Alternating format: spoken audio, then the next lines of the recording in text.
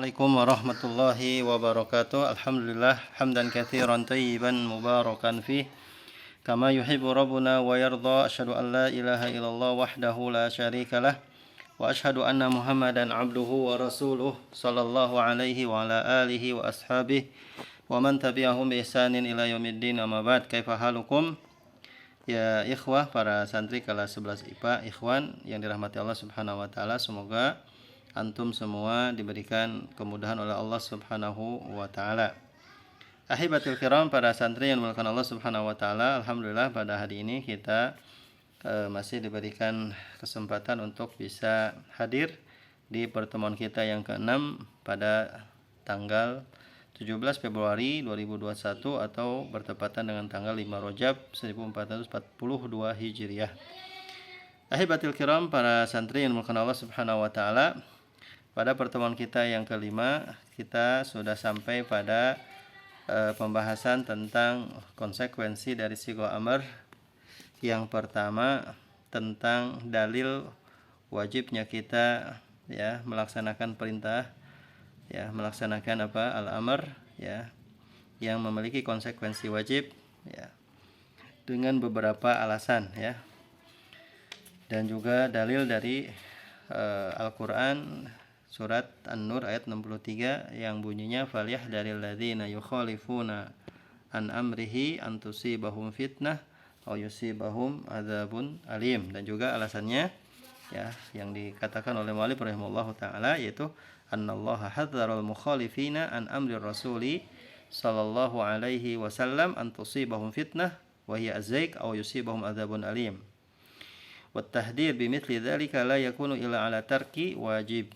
Ya, fadalla ala anna amra Rasul sallallahu alaihi wasallam al-mutlaq yaqtadi wujubu fi'lil ma'mur. Nah, di sini mu'allif rahimahullah taala mengatakan bahwasanya peringatan Allah Subhanahu wa taala kepada orang-orang yang melanggar perintah Rasulullah SAW, maka Allah akan menimpakan kepada mereka fitnah, yaitu kesesatan, atau Allah akan menimpakan kepada mereka siksaan yang pedih. Maka peringatan di sini sebagai contoh ya, maka ini tidak akan menimpa kepada mereka, melainkan apa sebabnya? Meninggalkan perkara yang wajib. Menunjukkan maknanya di sini bahwa perintah Rasulullah secara mutlak memberikan konsekuensi wajib terhadap apa yang dilakukan, ya, terhadap apa yang diperintahkan. Nah, kemudian sekarang kita masuk kepada dalil yang kedua, yaitu apa? Tentang konsekuensi sigha amr, yaitu apa? Memiliki mana segera dikerjakan. Nah, segera dikerjakan. Apa dalilnya? Wa minal adillati ala annahu lil fawri qauluhu ta'ala fastabiqul khairat. Ya. Wal ma'muratu asy-syar'iyyah khairun wal amru bil istibaqi ilaiha dalilun ala wujubil mubadarati. Wali anna Nabiya sallallahu alaihi wasallam kariha ta'khiran nasi ma amarahum bihi minan nahri wal halqi yaumal hudaybiyah hatta dakhala ala ummi Salamah radhiyallahu anha fadzakara laha ma laqiya minan nas. Kemudian yang kedua, wali anna al mubadarata bil fi'li wa ahwatu wa abra'u wa ta'khiru lahu afatun wa yaqtadhi tarakumul wajibati hatta yu'jiza anha. Nah, di sini mu'allif rahimallahu taala di antara dalil bahwa sebuah perintah ini menunjukkan kepada al-fawr, yaitu segera, sebagaimana firman Allah taala fastabiqul khairat. Yaitu apa? Dalilnya sebagaimana firman Allah taala, ya, berlomba-lombalah kalian dalam apa? Dalam kebaikan, ya. Nah, maka perintah di sini adalah perintah bersegera melaksanakan kebaikan. Dan kita tahu sesuatu perintah syar'i itu adalah khair. Wal amru bil istibaq ilaiha dalilun ala wujubil mubadarah. Dan perintah untuk berlomba-lomba untuk istibak saling ya segera, maka ini sebagai dalil wajibnya mubadarah. Alasannya kenapa? Karena Nabi Shallallahu Alaihi Wasallam kariha ya ta'khiran nas, ya membenci orang yang suka melambatkan mengakhirkan apa yang Allah dan Rasulnya perintahkan kepada mereka. Di antaranya apa? Kasus tentang atau perintah tentang nahri, menyembelih, kemudian mencukur pada hari Hudaybiyah.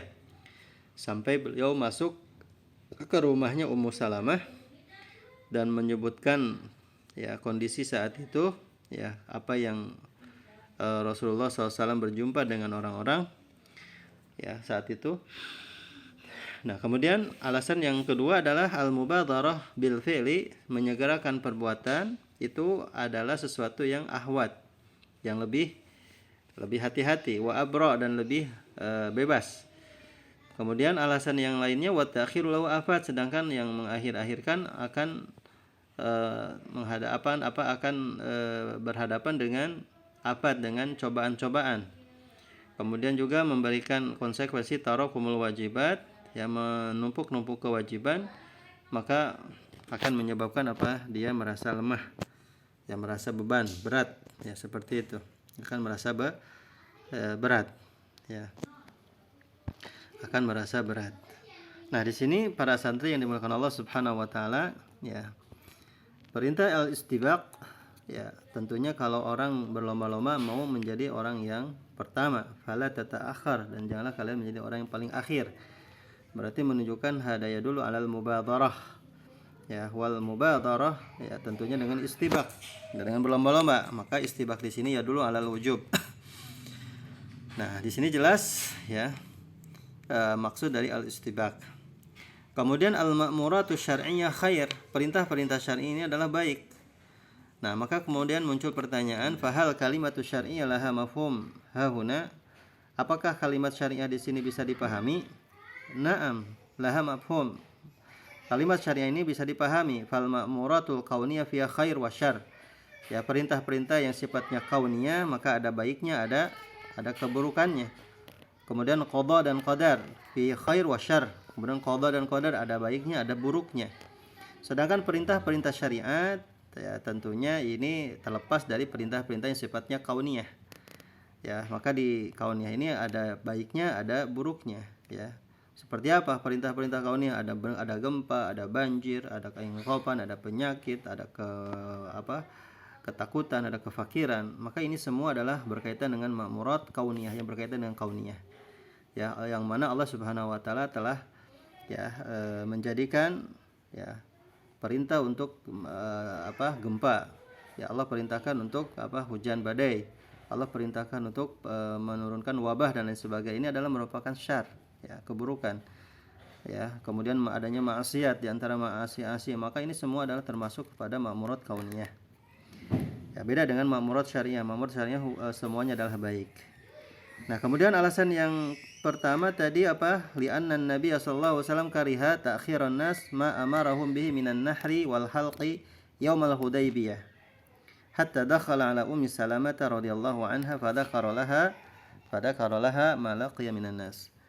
Nah, saat itu ya Nabi sallallahu alaihi wasallam ya melihat orang-orang atau para sahabat mengakhirkan ya dalam menyembelih dan juga mencukur rambut pada hari Hudaybiyah, yaitu waktu haji, sehingga Nabi SAW masuk ke rumahnya Ummu Salamah, istrinya radhiyallahu anha, dan menyebutkan bagaimana kondisi saat itu ketika Nabi berjumpa dengan para sahabat. Dan kita tahu bahwasanya yang di dalam alasan ini mereka mengakhirkan tentang tahallul di dalam haji wadahnya Nabi SAW dengan para sahabat. Dan kita tahu tentunya para sahabat tidak diragukan lagi, mereka adalah manusia pilihan yang dipilih oleh Allah Subhanahu wa taala untuk menemani nabinya, dan tentunya adalah ahrasun nas ala khair, orang yang paling menjaga kebaikan dan orang yang paling taat di hadapan Allah Subhanahu wa taala di antara manusia atau generasi lainnya. Ya, maka di sini terjadi perang Hudaybiyah. Ya, kalian tahu mungkin ya perang Hudaybiyah apa yang terjadi bagi Nabi SAW dan para sahabatnya, di mana Hudaybiyah ini jelas-jelas ya tekanan bagi kaum muslimin, dan syarat yang berat bagi kaum muslimin. Karena kalau orang musyrik datang ke negeri kaum muslimin maka boleh dikembalikan, tapi kalau orang muslim pergi ke mereka maka tidak bisa kembali lagi ke negerinya, tidak bisa dikembalikan lagi. Kalau misalkan orang muslim datang ke negeri mereka, orang kafir, orang musyrik, maka ini jelas berat sekali ya. Tapi Nabi SAW menghadapinya dengan tenang ya, menghadapi dengan tenang ya, bahwasanya kalau Allah Subhanahu wa taala menakdirkan ya orang yang pergi ke mereka ya, taib nggak jadi masalah, maka fala radahullah, Allah tidak akan mengembalikannya. Wa man ja'ana, dan barang siapa yang datang kepada kami, waladadnahu, dan kami kembalikan, maka ini akan menjadi celah bagi mereka sebagai lahan dakwah. Nah, Masya Allah ya, di antara ya bentuk dari syarat-syarat mereka Hudaybiyah, dan mungkin Ustaz tidak akan tidak akan jauh dari maksudnya tidak akan menerangkan lebih jauh, dan itu ada dalam pembahasan sirah ya. Mudah-mudahan antum semua bisa memahaminya ataupun bisa bisa lebih jauh di pembahasan sirah. Intinya dalam alasan ini bahwasanya Nabi Shallallahu Alaihi Wasallam dan melihat para sahabat ya ketika mungkin perjanjian Hudaybiyah atau perang Hudaybiyah, dan terjadinya tekanan-tekanan yang dahsyat bagi kaum muslimin, bahwasanya mungkin mereka mengalami tabata'u wa tathaqalu, merasa lambat ya, dan juga merasa berat, sehingga Nabi SAW masuk ke Ummu Salamah dan menghabarkannya apa yang terjadi. Dan kita tahu bahwasanya Ummu Salamah ini diantara wanita yang betul-betul cerdas. Lalu kemudian Nabi SAW mengatakan kemudian Ummu Salamah mengatakan kepada Nabi SAW, wahai Rasulullah, ukhruj wad'u bil halak wahlak. Ya, jadi ketika Nabi memerintahkan kepada sahabat, dan sahabat diam menunggu bagaimana gitu kan. Lalu Ummu Salamah mengatakan, udah Anda keluar saja dan Anda langsung mencukur, maka para sahabat akan mengikutinya. Jadi ketika Nabi SAW keluar ya, kemudian memanggil tukang cukur, lalu kemudian dia dicukur ya, maka para sahabat mengikutinya. Fakharaja Nabi sallallahu wada'a bil halak fahalaka ra'sahu famada fa'ala sahabat. Ketika Nabi keluar, lalu kemudian memanggil tukang cukur, lalu kemudian tukang cukur mencukur Nabi SAW. Lalu para sahabat, apa yang dilakukan para sahabat? Alimu annal amra ya muntahi laysa fi murajaah. Ya, maka para sahabat mengikuti apa yang dilakukan oleh Nabi Sallallahu Alaihi Wasallam, dan mereka mencukur semua rambut-rambut mereka. Maka di sini jelas bahwasanya ya, dengan dalil ini bahwa perintah Allah dan Rasulnya secara mutlak yaqtadi al-fawriyah, melainkan Nabi SAW saat itu marah ya ketika melihat kondisi para sahabat. Ya, maka di sini jelas laukan al-amru lit-tarahi lamma ghadiba Nabi SAW bi ta'khirihim lakan al-amru lil fawr.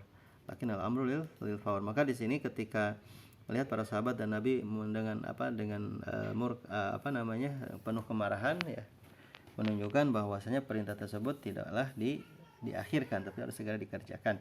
Nah, kemudian alasan yang kedua yaitu wali annal mubadarah bil fi'li ahwat wa abra ya, wa ta'khiru lahu afat wa yaqtadi tarakumul wajibat hatta yujza anha. Maka di sini ada 4 alasan ya dalam pembahasan kita yang terakhir ini. Ada 4 alasan kenapa kita harus segera mengerjakan kebaikan. Kita harus segera mengerjakan perintah asy-syar'i. Ya, di sini ada 4 ilal, ada 4 alasan ya. Yang pertama ya, al-mubadarah bil fi'li al-ahwat. Tentunya ini dengan dalil akli dan dalil nadhari. Yang pertama adalah al-mubadarah bil fi'li ahwat. Menyegerakan ya perintah itu adalah ahwat, lebih hati-hati. Kenapa? Ya annaka idza badarta lam yakul laka alladina yaquluna innahu ala tarahi akhtata. Karena sesungguhnya ketika Anda melakukan segera, maka tidak akan ada orang yang mengatakan kepada Anda ya bahwasanya itu boleh diakhirkan. Maka tentunya Anda akan disalahkan. Namun kalau ada orang yang mengakhirkan, qala lakal ladzina yaqulun innahu lal fawr, tentu akan salah juga. Maka secara hati-hati ya, kita harus segera dikerjakan di awal ya, karena mungkin tidak akan ada orang yang menyalahkan. Itu yang pertama. Kemudian yang kedua, abra'u lidzimmah. Ya, bebas dari tanggung jawab, bebas dari beban. Ya, li'anna dzimmah masyghulah, karena yang namanya beban itu sesuatu yang menyibukkan kita. Yaitu dengan apa? Dengan perintah yang Allah perintahkan dan Rasulullah SAW perintahkan, sehingga kita kerjakan sampai kita mengerjakannya. Maka apabila kita mengerjakannya, tentu sudah kita katakan dia telah melepaskan tanggung jawab, dia telah melepaskan beban. Dan tidak akan bisa terlepas beban itu kalau dia tidak mengerjakan, tapi akan terlepas beban itu kalau kita mengerjakannya. Kemudian yang ketiga, wa ta'khiru lahu afat. Dan orang yang mengakhirkan ini akan mendapatkan musibah, akan mendapatkan cobaan-cobaan. Dan ini benar. Karena setiap orang yang mengakhirkan suatu pekerjaan, ya mungkin akan menghampiri kepadanya. Bisa jadi mungkin kematian yang nggak tahu kapan datangnya. Bisa jadi datangnya penyakit kepadanya, bisa jadi kesibukan lain yang mungkin harus segera dikerjakan. Mungkin bisa jadi lupa sampai mungkin cobaan-cobaan yang datang padanya yang lainnya. Maka tentunya di sini fatakhiru lahu afat. Mengakhirkan perintah syar'i ya yang harus segera dikerjakan, ini akan menimbulkan cobaan-cobaan yang lain yang datang. Ya, dan ini jelas diambil dari kalamnya Imam Ahmad rahimahullahu taala, di mana beliau mengatakan dalam haji, innahu alal faur, maka beliau mengatakan innahu alal faur, harus segera dikerjakan. Kenapa? Karena dia mengatakan ta'khir lahu afat. Maka sepantasnya kita mengambil dari kalimat ini ya. Kalimat ini ya jelas di sini bukan hanya perkara akhirat saja, ingat. Bukan perkara agama saja dalam perkara ini, tapi perkara dunia pun Anda harus betul-betul ya. Harus segera dikerjakan, tidak boleh tunda-tunda. Ya, maka tentu orang yang memiliki tekad ya harus seperti itu. Jangan sampai Anda mengakhirkan hari yang harusnya dikerjakan hari ini dikerjakan hari esok. Tentunya akan banyak beban yang akan Anda lalui. Ya, kalau ada orang yang mungkin contohnya dia mungkin ya sudah hafal Al-Qur'an 1 hari, 2 hari, Masya Allah ya, dia rajin, tapi kemudian di hari lain dia malas. Coba apa yang terjadi ketika dia murojaah tiap hari, tapi ketika di hari-hari lain dia ya belang betong kalau bahasa Sundanya ya, kadang mungkin dia murojaah, kadang hari lain enggak, maka apa yang terjadi? Bisa jadi mungkin dia akan lepas murojaah tersebut ya. Nah, maka ini adalah alasan yang seperti itu ya. Nah, kemudian yang selanjutnya itu adalah alasan secara dalil akal ya. Dan betul pula secara nadhari ya, bahwasanya ala anal qaul bi annal amra yaqtal farih wa aqallus sahih. Bahwasanya secara teori ya menunjukkan bahwa ya perkataan yang tadi ya yang disebutkan dari alasan tadi ini menunjukkan bahwa perintah ini memberikan konsekuensi fauriyah, dan ini adalah qaulus sahih, perkataan yang sahih. Ya, perkataan yang sahih. Jadi jelas di sini bahwasanya secara hukum asal perintah yang menunjukkan kepada wajib dan perintah yang menunjukkan kepada al-fauriyah ya kecuali tidak akan terjadi kecuali dengan dalil, dan tadi kita sudah memaparkan dalil-dalilnya, juga hadis-hadisnya dan juga secara makna. Maka sekarang kita katakan ya, apabila ada sebuah perintah di dalam Al-Qur'an maupun dalam hadis Nabi SAW, kemudian ketika ada dua hal yang saling bertentangan, mana yang harus kita lakukan, mana yang harus kita jadikan pijakan? Maka yang jadi pijakan adalah al-qawaid, yaitu sebuah kaidah ya, apakah ini wajib ataukah bukan wajib. Maka ada yang berpendapat wajib ya, ada yang berpendapat tidak wajib. Maka yang kita hadirkan, kita ambil adalah kita kembalikan kepada hukum asalnya, yaitu hukum wajib selama tidak ada dalil lain yang memalingkan dari hukum wajib tersebut ya, dari hukum wajib tersebut. Nah, maka akhir dari pembahasan kita hari ini ya, jikalau kaidah tersebut ditakrir oleh Al-Qur'an, ditakrir oleh dalil Al-Qur'an ya, maka kita katakan kaidahnya adalah al-aslu fil amri al-wujub wal fauriyah ya, selama tidak ada dalil lain yang memalingkan dari hukum yang wajib selama tidak ada dalil lain yang memalingkan dari hukum al-fauriyah ya. Nah, maka itu diantaranya para santri ya yang dimuliakan Allah Subhanahu wa taala ya, perjumpaan kita di pertemuan kita yang ke-6 ini ya menjelaskan tentang ya konsekuensi dari hukum apa? Al-amr yaqtadi alal wujub dan al-fauriyah ya, yaqtadi alal wujub dan al-fauriyah. Ya, kemudian tadi yang keempat ya, alasan yang keempat tadi apa? Bahwasanya orang yang orang yang suka mengakhir-akhirkan tadi sedikit lagi mengakhirkan perintah ya, itu yang keempatnya adalah tarakumul wajibat ya hatta yujiza anha ya, yang itu ya. Jadi orang yang menunda-nunda, menumpuk-numpukan perintah, maka dia akan muncul rasa malas ya.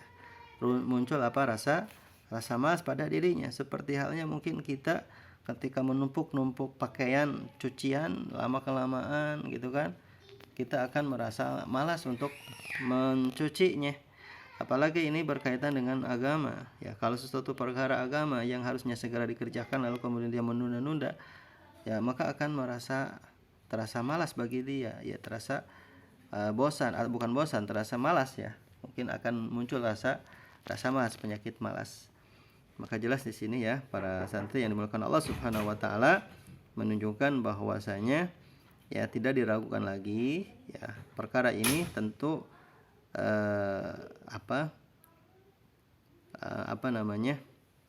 perkara ini memang ya tidak secara mutlak gitu ya, bahwasanya hukum asal dari perkara perintah itu adalah wajib ya. Karena mungkin ada pendapat lain yang mengatakan bahwasanya dia tidak wajib. Ya, tapi ketika tidak wajib itu harus disertai dengan dengan qarinah, dengan dalil. Nah, itu diantaranya para santri yang dimuliakan Allah Subhanahu wa taala, pembahasan kita di pertemuan kita hari ini. Ya, mungkin untuk bagan-bagan ini nanti akan kita jelaskan pada pada pertemuan berikutnya ya.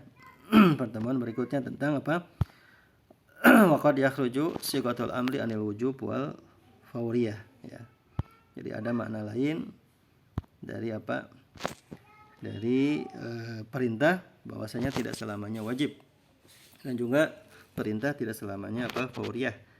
Ada hukum lain ya, di situ nanti akan kita jelaskan insyaallah.